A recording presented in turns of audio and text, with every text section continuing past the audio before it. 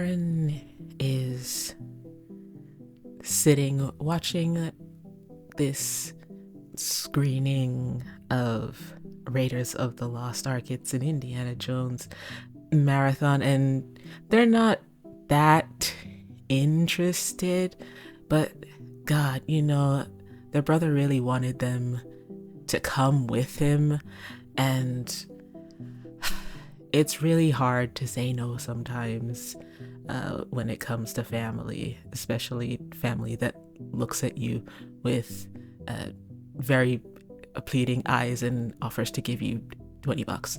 So Aryn is there, and of course they were the reason that they got there late, and their brother was very upset that they missed out on getting the limited edition popcorn boxes, but that's really not their thing. This whole movie marathon, watch 3 movies in a row and spend your whole day in a movie theater. And so at possibly a heightened scene in the movie, they don't know, they're not paying attention, they get up to go to the bathroom, and this movie theater isn't necessarily packed, but there's a significant few people, and a couple of them throw popcorn in their direction to get like, hey, sit down. But they continue on past. They exit through the doors at the back, and there are kids running around, a couple people milling about, and in the background they can see a few people gathering around one of the wide television screens that normally shows what's coming next in the theater, but there's a news report on, and they're not really looking. They're more focused on the bathroom. That is the most important thing to them at this moment. And so they cross the hall, walk down a bit, enter into the bathroom, and do their duty, do their business.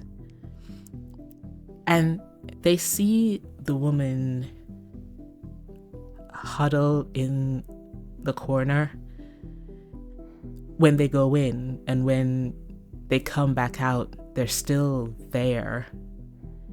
Just, it looks like they're shivering, and they can't help, again, that empathetic part of them that they sometimes consider a weakness that puts them against their better judgment, but they go towards this woman in the corner. Hey, are you all right? So cold. I can't focus. It's so cold. Do you need to get some help or something? No. Get away from me. I'm so cold. I can't focus. And as she keeps saying she's so cold, she starts to take off her jacket, but the get away from me gives them a bit of pause.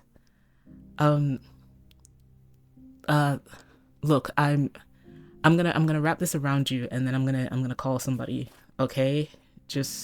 And they take the jacket off and start to put it around her shoulders.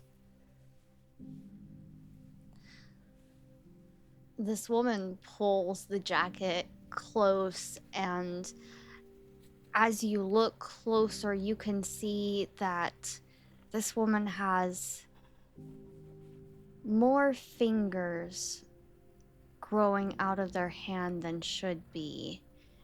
Except these fingers they don't look quite like they should. They're not fully formed. They are not flesh. The bone is encroaching out of her hands as she grips this jacket close.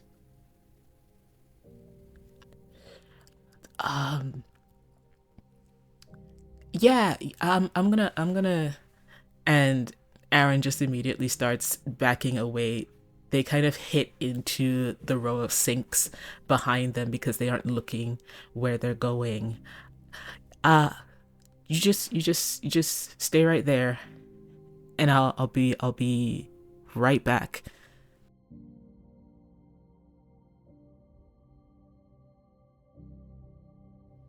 Owen leaves the theater clutching a, what is the word? Clutching a limited edition Raiders of the Lost Ark popcorn bucket. She was so excited to see this movie and to get this popcorn bucket because clearly, who doesn't want a melting Nazi face as a popcorn bucket? They exit the theater, walk past the bathrooms, and they hear a disturbance. It's so cold. Odd. They keep walking and they see the TV screens. And then they hear people screaming. Owen doesn't know what's going on, doesn't know what is going to happen, what is coming. But people are screaming in a movie theater. She drops the popcorn bucket and runs.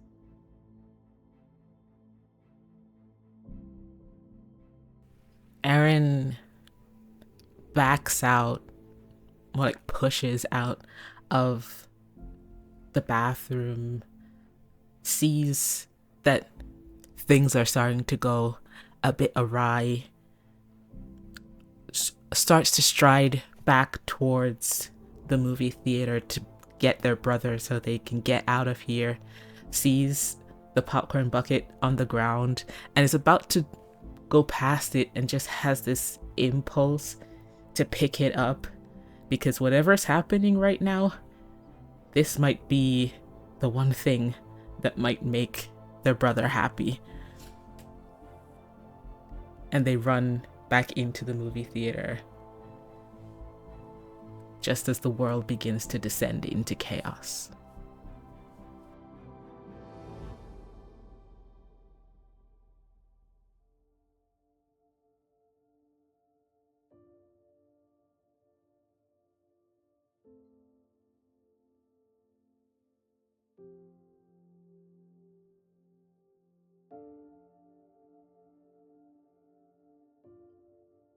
It's hard returning home and knowing that the people you love aren't there anymore.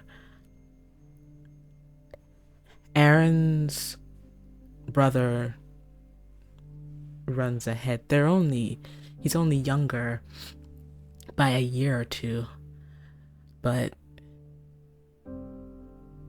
they can see the dread and the fear that's swelling up inside, and they try to maintain the position, the confidence of an older sibling.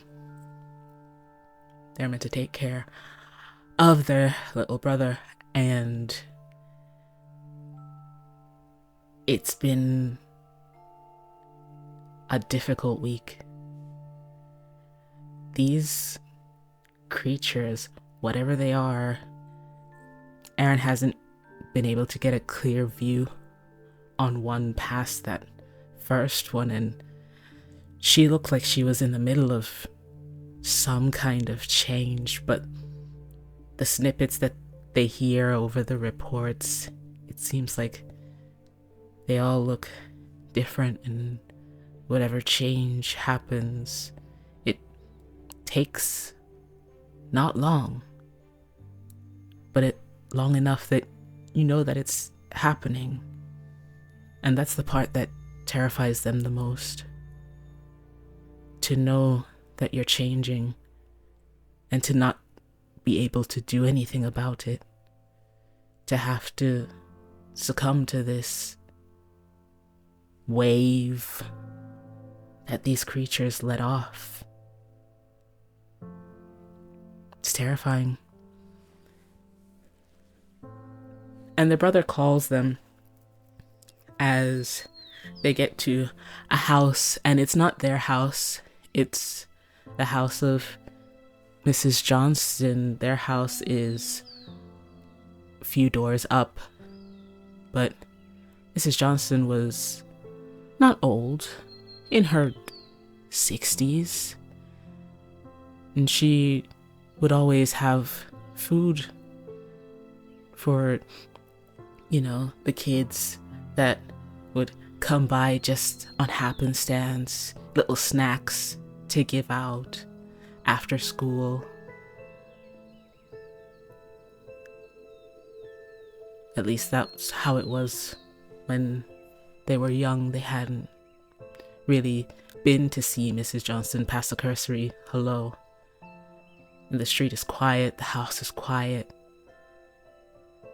And then it's not so quiet as their brother starts to kick in the front door just to see maybe there's something here. All of the stores have been raided. People have been looting. And I guess that's what they're doing, isn't it? And they go inside. And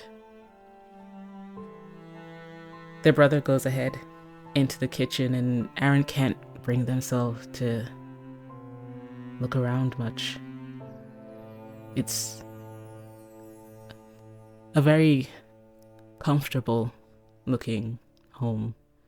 There's old furniture. It looks well worn, and family photos. And they wonder where those people are, if they're still people. And Michael calls. There's not a lot, but there's something. And they go. And they open their backpack. And Michael asks, "You're still carrying this thing? It's taking up space." It's like, listen, you wanted this so fucking bad a week ago. You gotta give me a break. It's like, yeah, a week ago. Listen, when this is over, you're gonna be glad you had this. It's what, a collector's item, you said. Like, yeah. It's like, well, maybe money will be worth something at some point again. And Michael laughs and continues to rummage through cabinets and look at cans and start to pile into their backpack. Owen watches from the house across the street as the two enter this house and exit with goods. Notices the popcorn bucket.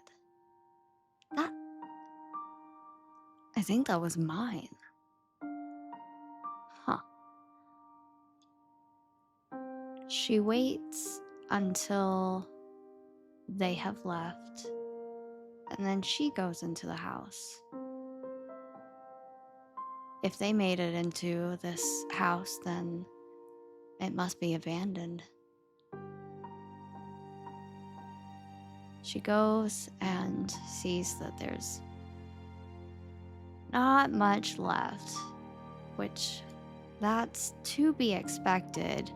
After all, it was already looted once.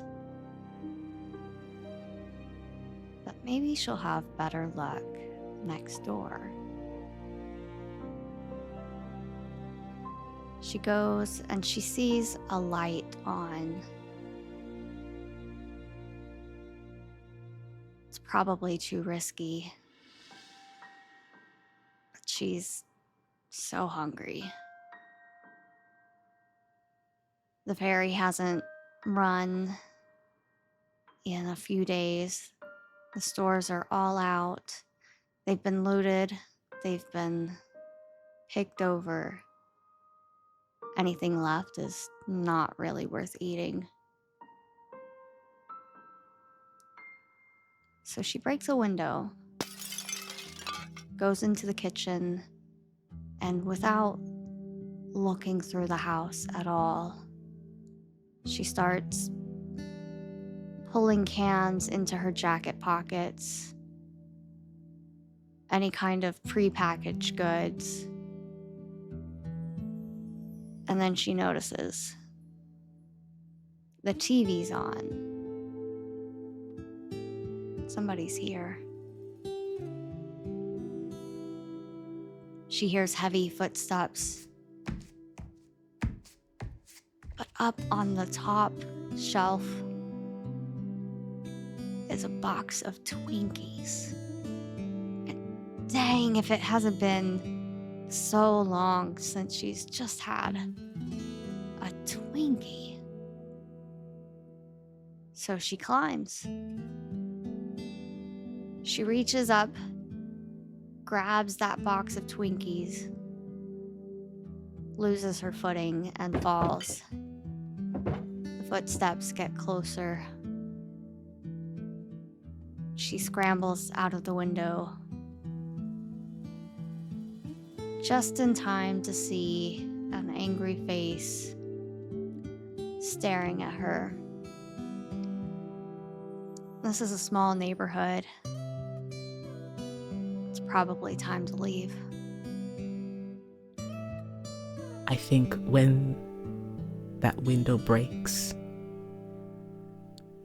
Michael and Aryn both look back, and Michael doesn't stop to think too much, just grabs Aryn's arm and begins to tug, because what if this is one of them? But I think Aryn does spot you, just briefly, and Michael pulls again, and they're gone.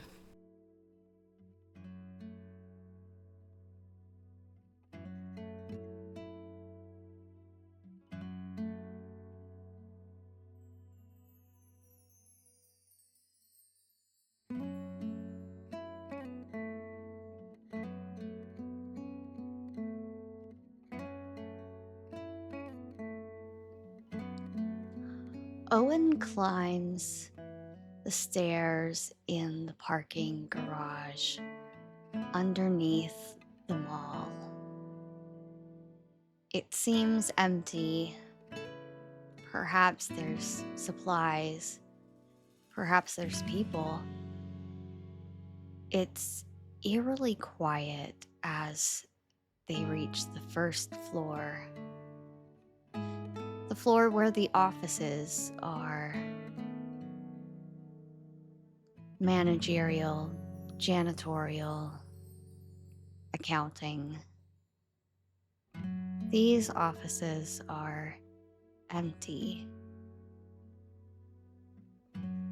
The old light bulbs buzz. A rat scurries across. She flinches. There's no one here yet. And, in the movies, this seems like one of the most dangerous places to be. And yet, Owen's clothes are beginning to become threadbare. Their shoes are not great. Definitely not great for all the walking, roaming, climbing, searching for food, entertainment, meaning, anything to distract from the lack of any kind of existence that makes sense in the world. She reaches the next floor, walks out into a large food court. Barricades of tables and chairs. Even the mall massage chairs have been piled up on each other in front of these big stores. There's a Dillard's with banners strewn across it. A JCPenney's across the way. She didn't even think that JCPenney's was in business anymore. Maybe it's a leftover relic. Eyes, faces peeking out from behind these walls, these facades of safety peer at her, trying to figure out, is she safe? Is she a threat? She hides behind a pillar. All right then. This is disconcerting.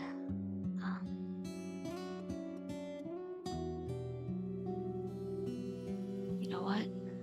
Maybe I should leave. I don't know what I'm hoping to find here anyway. An argument breaks out across the way. Yelling. Objects thrown as these groups of people fight over clothes, space, noise. Complaints about it being hard to sleep. Refrains of, why not party? It's the end of the world anyway. She sees a pair, unaffiliated.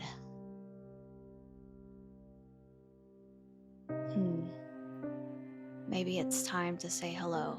It's been way too long since Owen has actually talked to another person.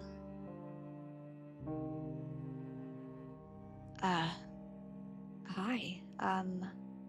Are you with them?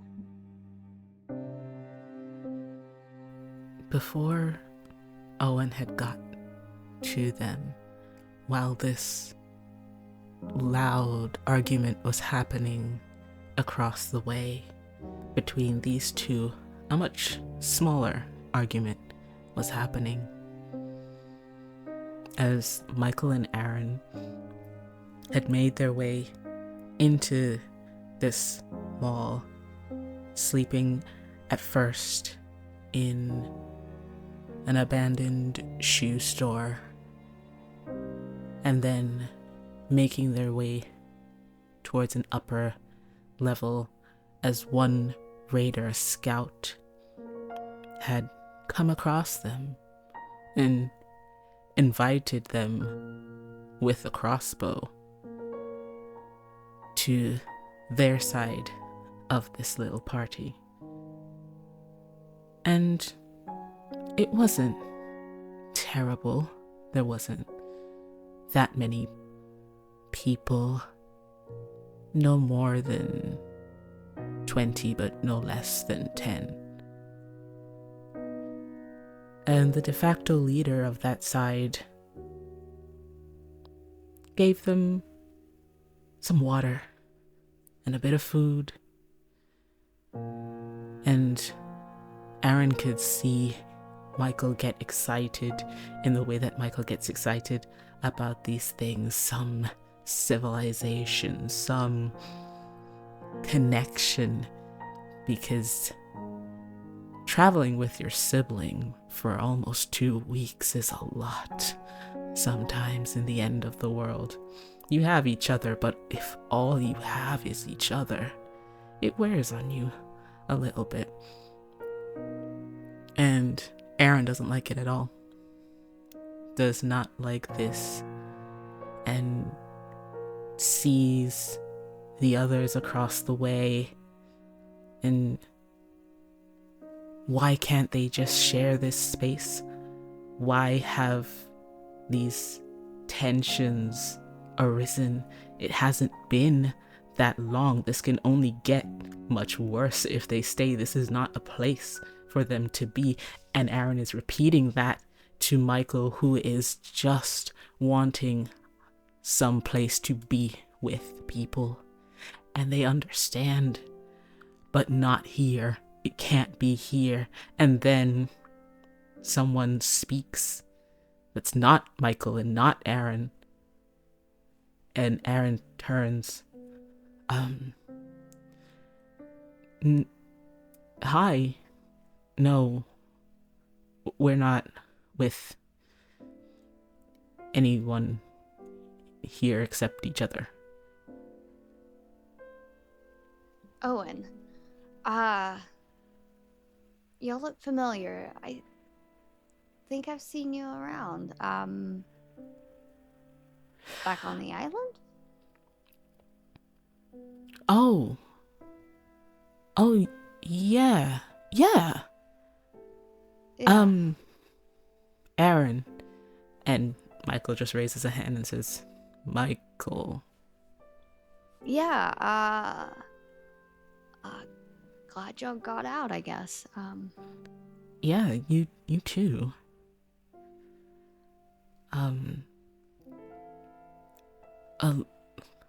Look, I don't know if you're trying to, like, join one of these, but it's not. No, And I don't really, not really a people person.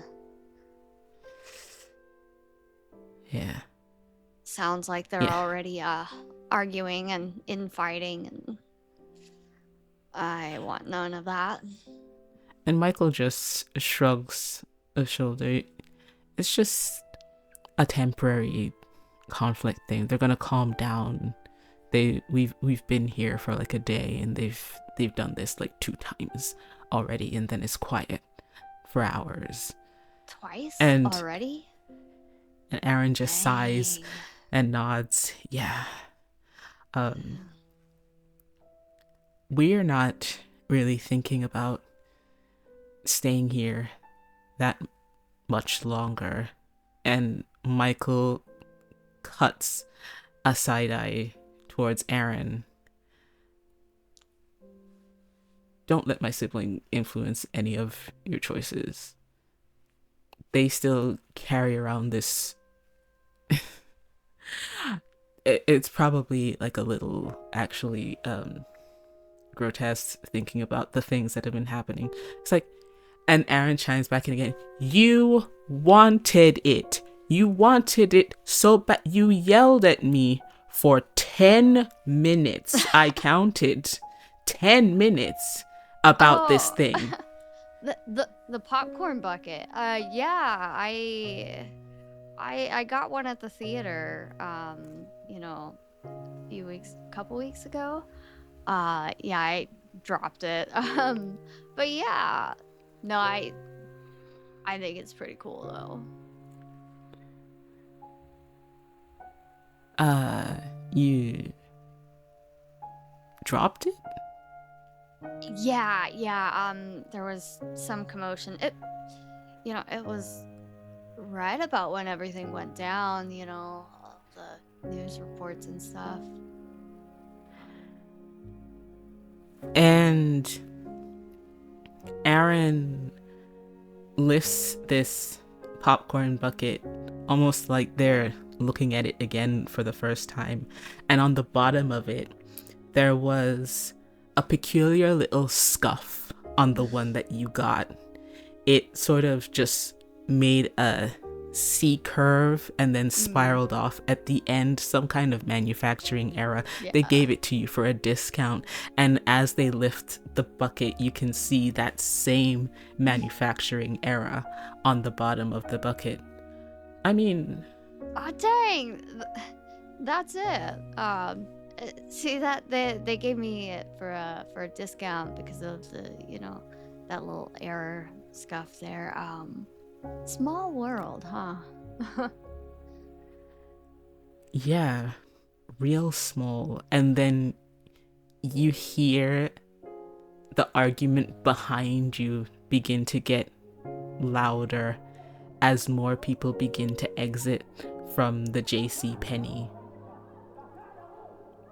And that doesn't getting sound good. smaller. And coming out from the JC Penney, there's that same young woman with a crossbow down at her side, and you can see another person emerge, an older gentleman with bright blonde hair who has what looks like a pistol. And Aryn looks at Michael. It's like, I don't think this is it. I don't think this is gonna go down well. And you can see in Michael's face again that hesitancy that begins to appear.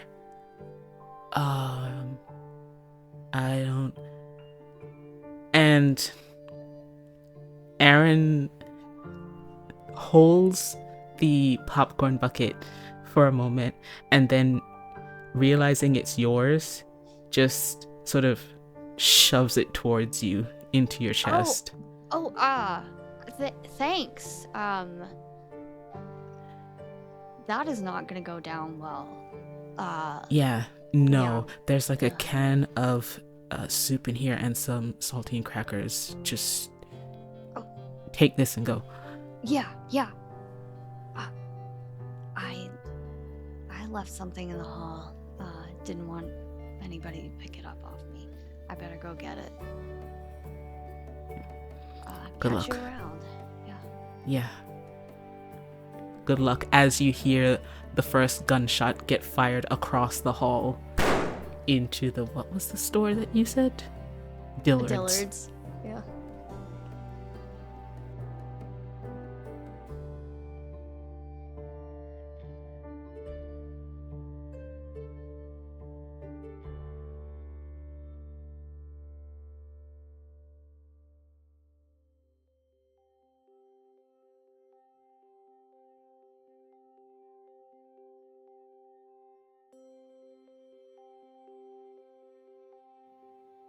The chickens are crowing in the yard. A horse neighs. Cows lowing. Everything is peaceful and not too quiet.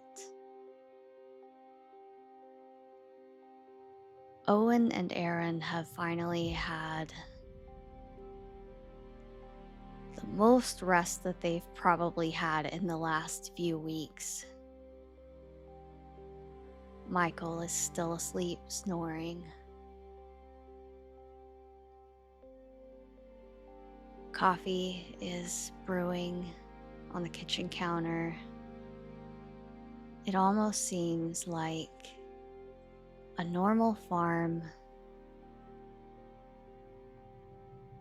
out in the country in a normal place. And God, Owen wishes that it were. They can't stop but think about how, despite all appearances, there is nothing normal about holding up in a farmstead with practically complete strangers waiting to see if the friendly cat that bathes in the sunbeams on the porch will betray them and break their hearts. Waiting to see if people will show up. Friendly faces or menacing visages, greedy for food, warmth, survival. And who could blame any of them? But Owen doesn't want to deal with it. She wants to sit here and drink her coffee, being only slightly grateful that she doesn't have to go to work today, and wistful that she may never get to work again.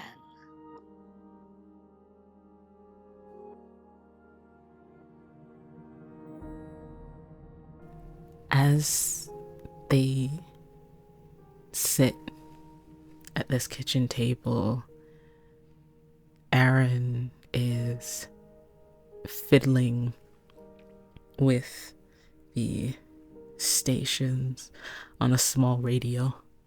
They managed to find most of it is static.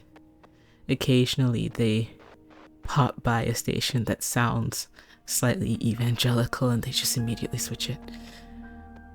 Because how is God in any of this? And they keep turning and turning, and eventually they settle on a news station, but they keep the volume low. Nothing's improved. It's gotten worse. The borders are expanding. The exclusion zone is wider. They're still safe. For now, that is what they wanted to hear most of all. It's not. They haven't had signs that it's gotten this far out. And maybe they'll manage to contain it before it does. And Aryn doesn't hold out much hope of ever seeing their home again. But they might. They might. And that is enough for now. And they get their own cup of coffee. And they don't really enjoy coffee. It's always just a bit too bitter for them, but it's what they have, and they are so grateful for something other than water.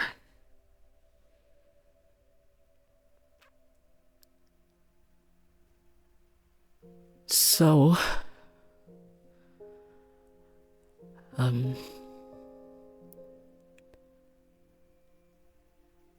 what did you... I guess we have time here. Yeah, we've got time until we have to leave again. I mean, surely, I haven't found any seeds yet, but this is a farm. Surely there's seeds somewhere. Maybe. I didn't really study agriculture at university. Me neither.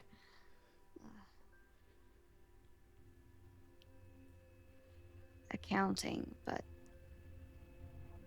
fat lot of good that's gonna do me now. Math.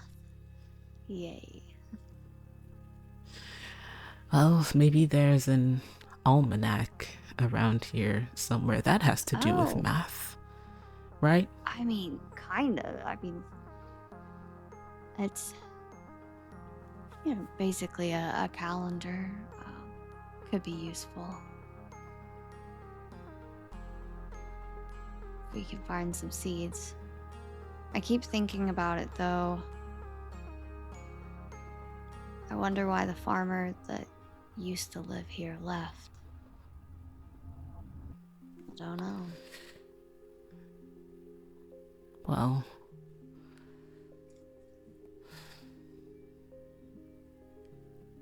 I don't know. I can try to think of a reason, but each of them Yeah, sounds scarier than the last. So yeah, probably not worth dwelling on anyway. yeah. But Just we gotta have make it. hens, so we can have Yeah, eggs. yeah. Um, Are you a sunny side up person or a scramble? uh, sunny side up.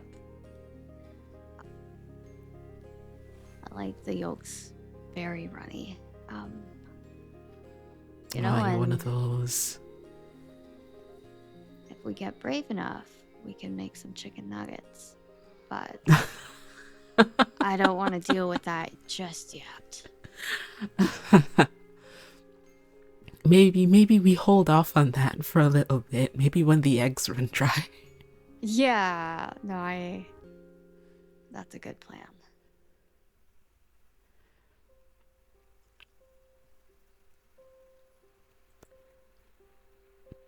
I'm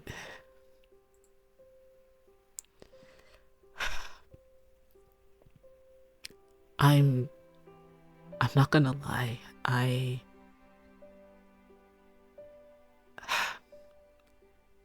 It's this is are we gonna we're not gonna die. We're not gonna die. I'm I sorry. mean, I we're gonna was, die someday, but like everybody dies. It's just part of the package deal. You get born, you live some. Hopefully, you live a good life, and someday you gotta die. Um, that you know what? Let's hope that that's not anytime soon. So, for a sunny side up person, you're not very much of a sunshine optimist, are you? um, no, not really. I don't know if That's fine. that's helped me stay alive or just kept me cynical, but it is what it is. I've spent not just the last few weeks, it feels like most of my life just trying to keep it together for the sake of my parents, for the sake of my brother. Yeah. And this is a lot to try to keep it together in right now. Yeah.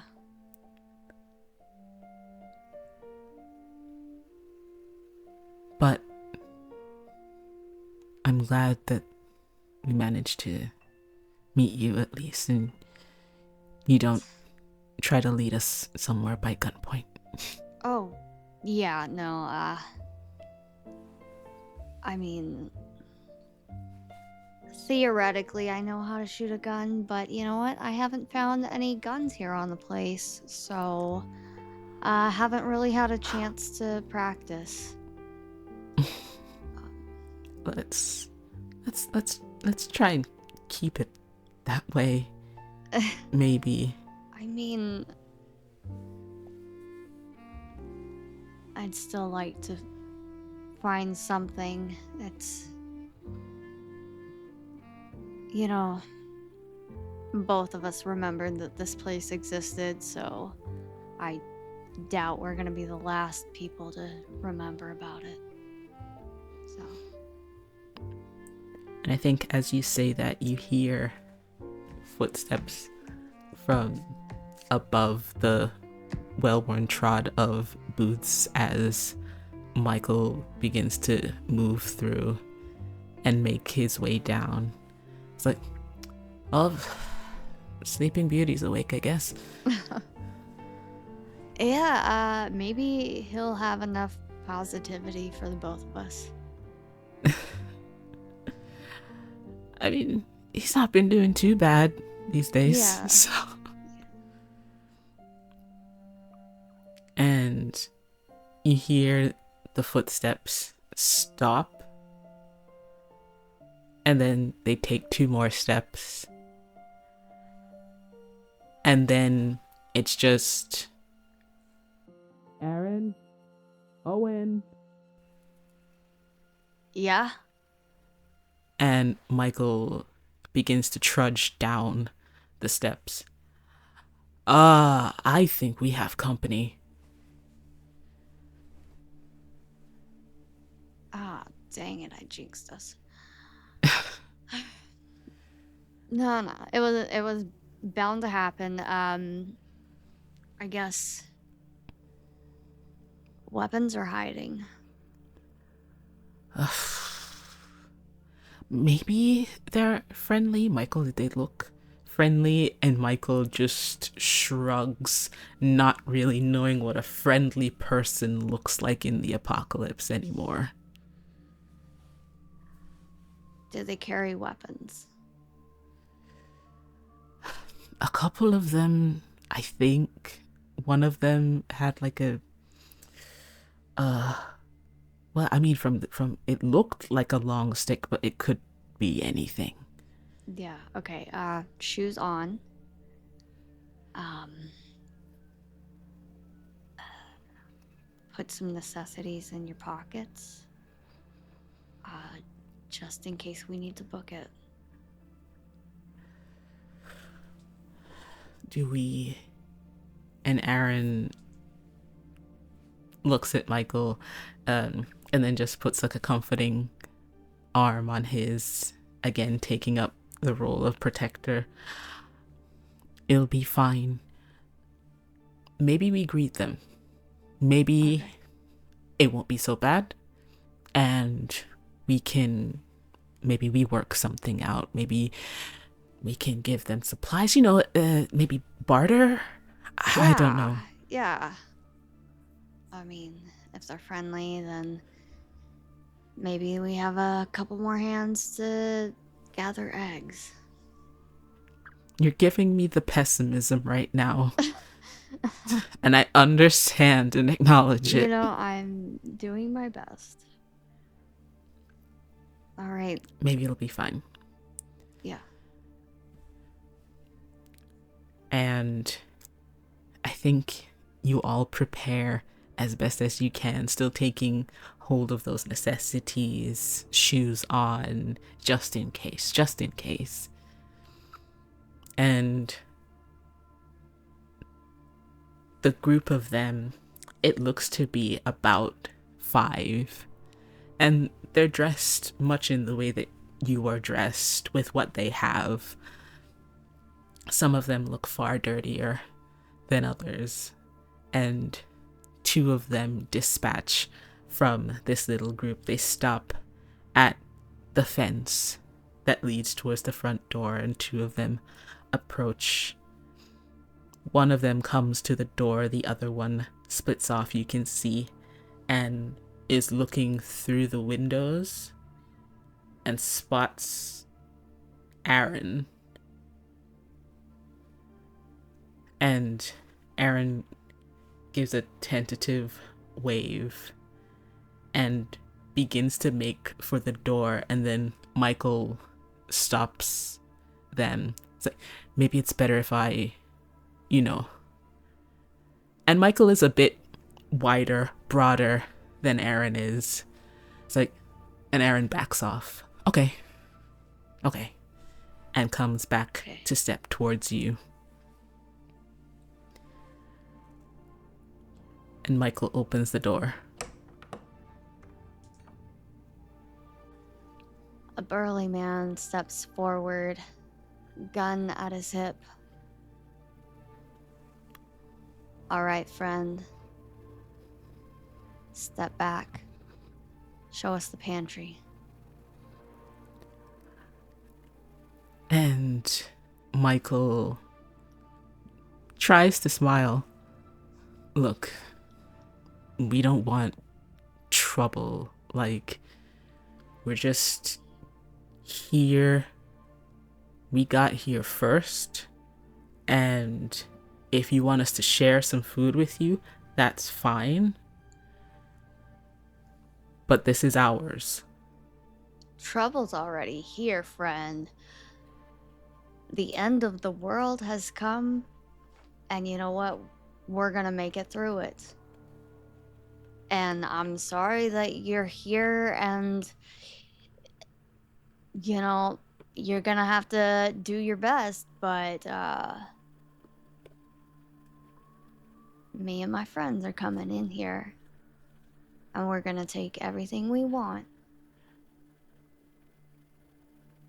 And if you want to stand between us, I got something that says otherwise. And Aryn looks towards Owen and realizes how south this might go and calls to Michael. Michael, it's fine. It's all right. We can just.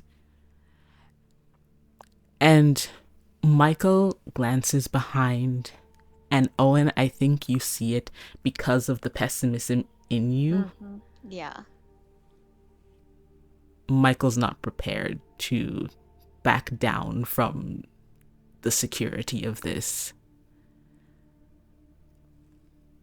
And I think Michael goes to try and close the door. And I don't think Michael is fast enough. No. The gun goes off. Where does it hit Michael?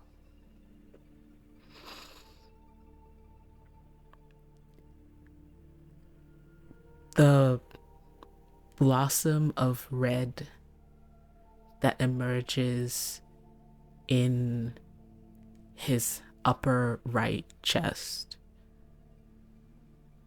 the back of his shirt, a light blue, just starts to flood with red.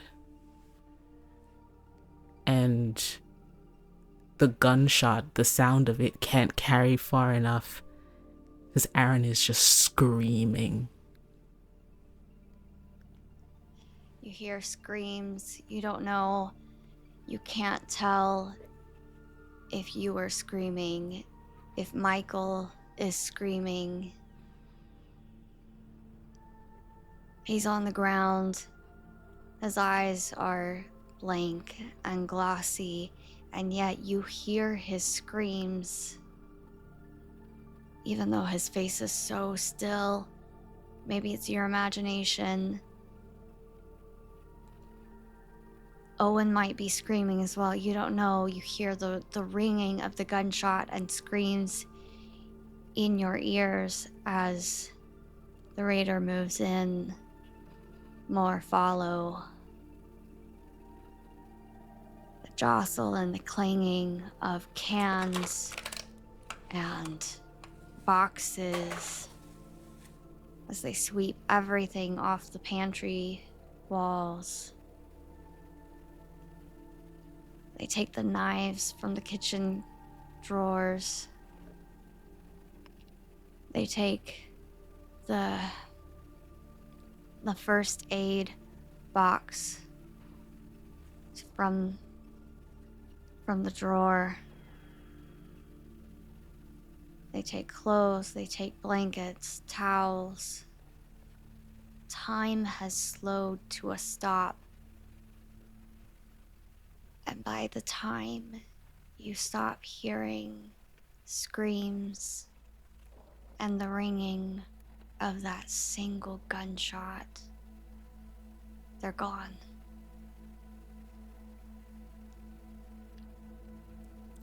Aryn is on the floor, and they don't know when they got on the floor and when they started to crawl to their brother.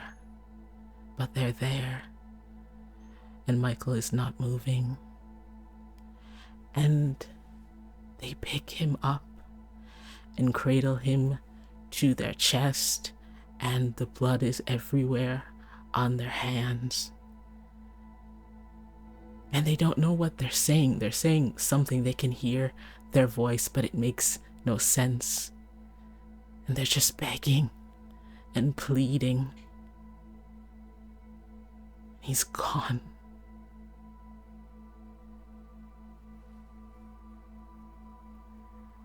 Owen tries to hold the both of you as you cry, as you plead.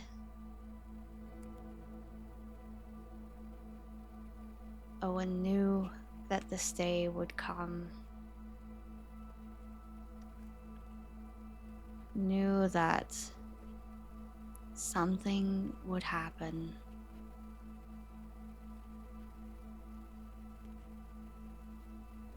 Eventually, Owen stands up, goes and finds a shovel, doesn't say a word, and starts digging.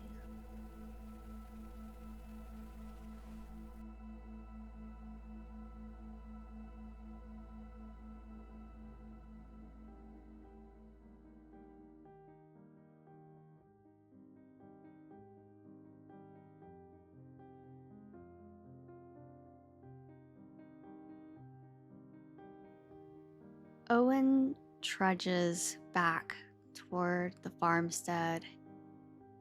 It has been 4 weeks now. They counted, wrote it down, tallied up every single day. 4 weeks. 28 days, as long as they didn't miss a day or two here or there.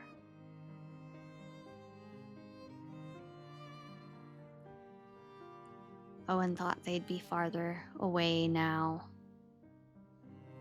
Roaming the countryside is lonely. It's so lonely.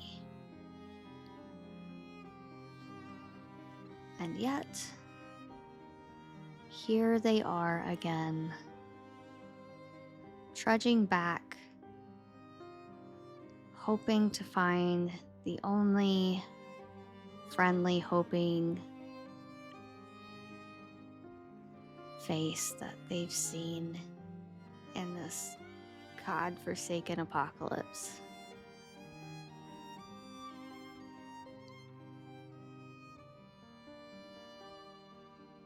The chickens are still crowing in the yard.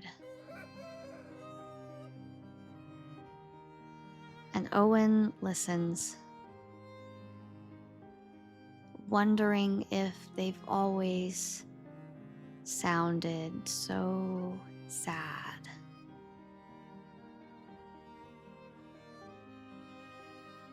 Maybe that's part of the disaster that has landed among them. Owen has seen so many things. People with distorted limbs, speaking distorted words, animals that act in ways she's never seen before. This thing that has come up into existence. It distorts, it changes.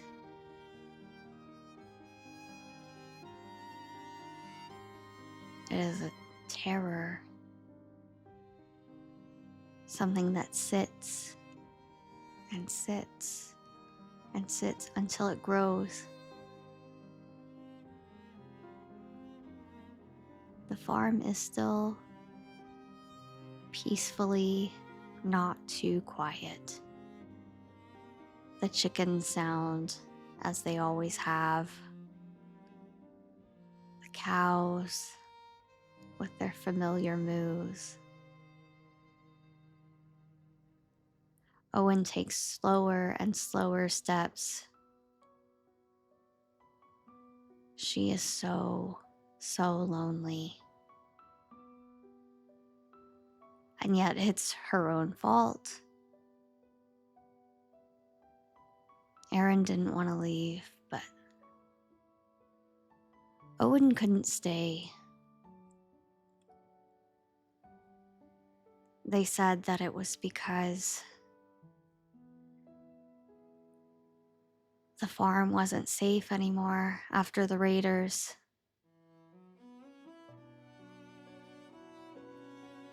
That's a convenient excuse after you watch a friend lose a piece of themselves.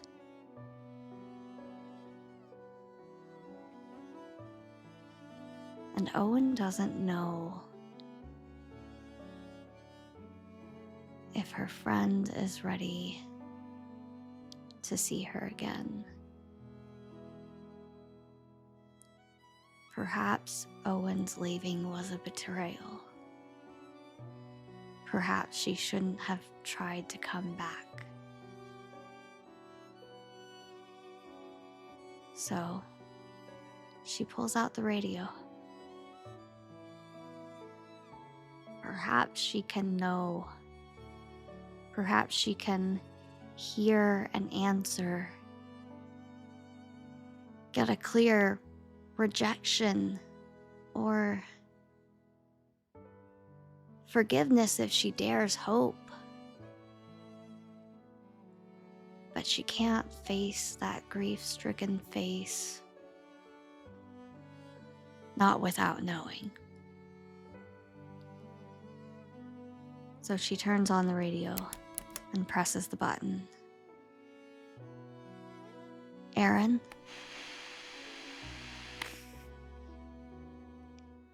Aryn, I'm sorry. I don't know if you're listening, Aryn, but I've come back. I don't know if you want me to stay or if I should leave again. But I came back. It's not safe here, Aryn, and I'm sorry about Michael. But I need you to come with me. The farm's not gonna be safe forever. It wasn't safe, and it's not gonna be safe. And I need you to come with me. She sits and waits for an answer, at least until she can work up the courage to speak again.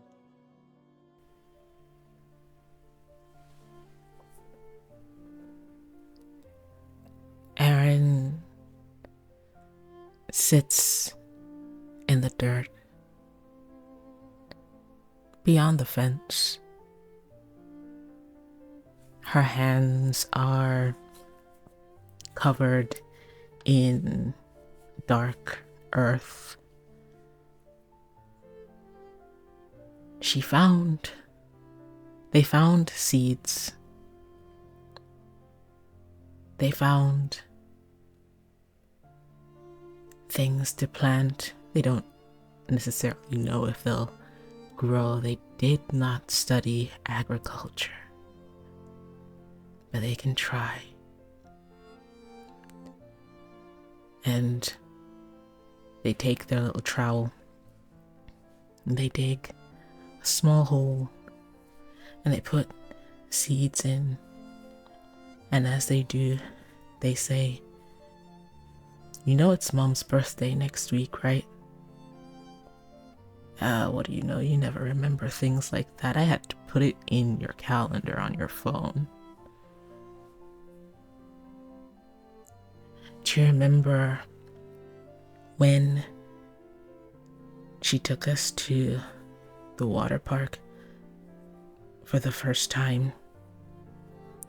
Dad hated it. Didn't like the chlorine smell at all.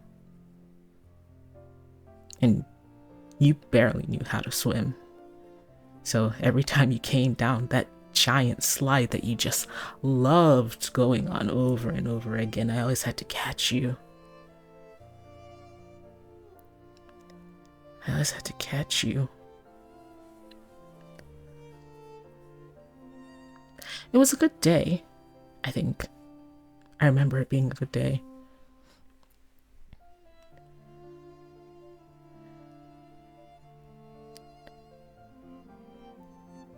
I wish you would answer me.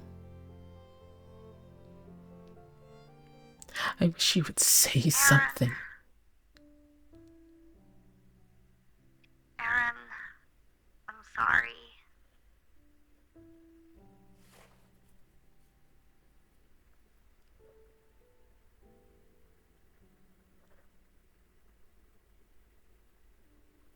Mike, I need you.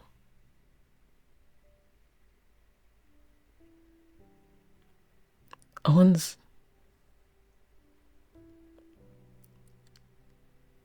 You're all I had in the world. You're really all I had. And I'm supposed to protect you, so... I just need you to say something to me.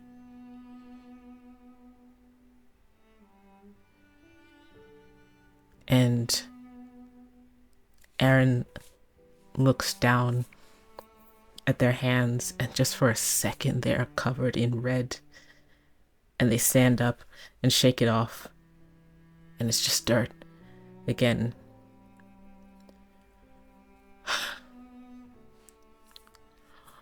We'll try. We'll try again later. We'll try again later, little brother. And they go inside. And they hear the edge of sorry. And for a moment, they think it's just another hallucination.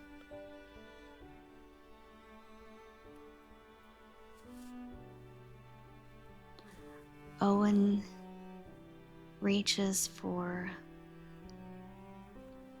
the radio again, but they can't bring themselves to press the button, to risk rejection again,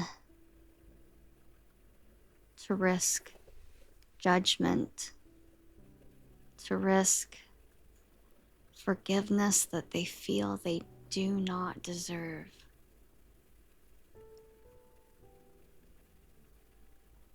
So they put the radio back in their pocket and set the popcorn bucket on the edge of the fence and walk away.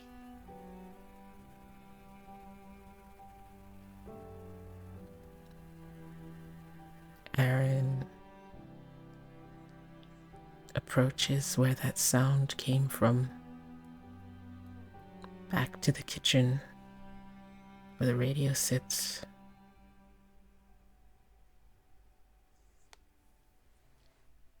And they just stare at it.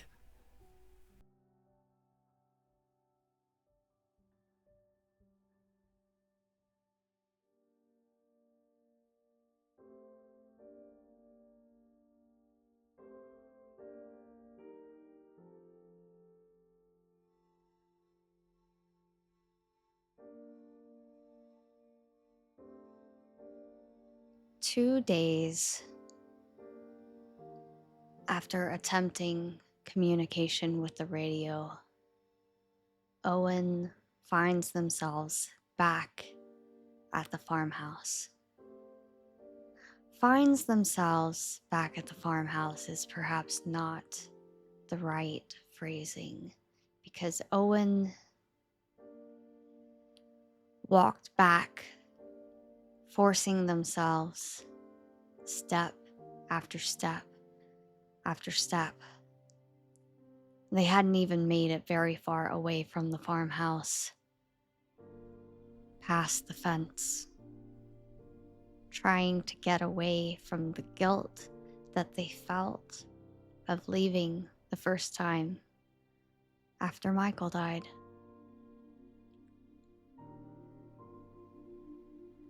Their footsteps are heavy. Their heart is heavier. But they know that they will never forgive themselves. They will never be able to make it further if they don't find out. If they don't see Aryn one last time to make sure that they're okay, to make sure that they just have to see them. Owen has to see Aryn's face, even if that face is full of hate and anger, or worse, kindness. And so Owen reaches the door, begins to knock, but the door is ajar. So they step in and they see Aryn.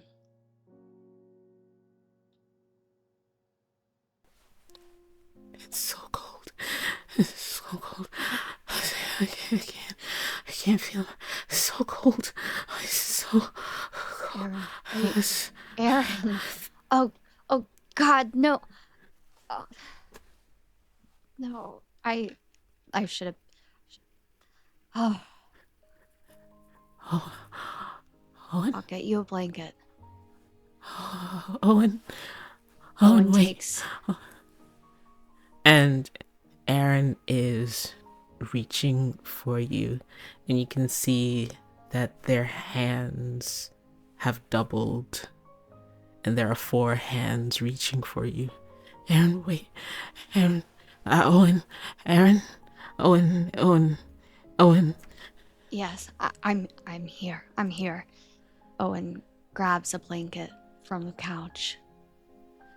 One last thing that the raiders must not have found.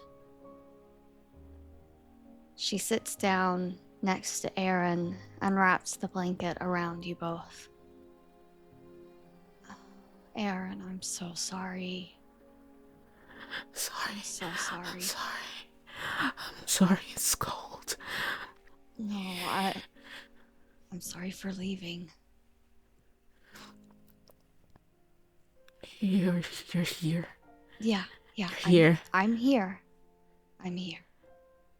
And they tuck their head into the crook of your neck against your chest, trying to seek some comfort, some warmth, and not being able to get any. Aryn, I'm sorry. I'm here. Please. I'm not going anywhere. I'm not going anywhere.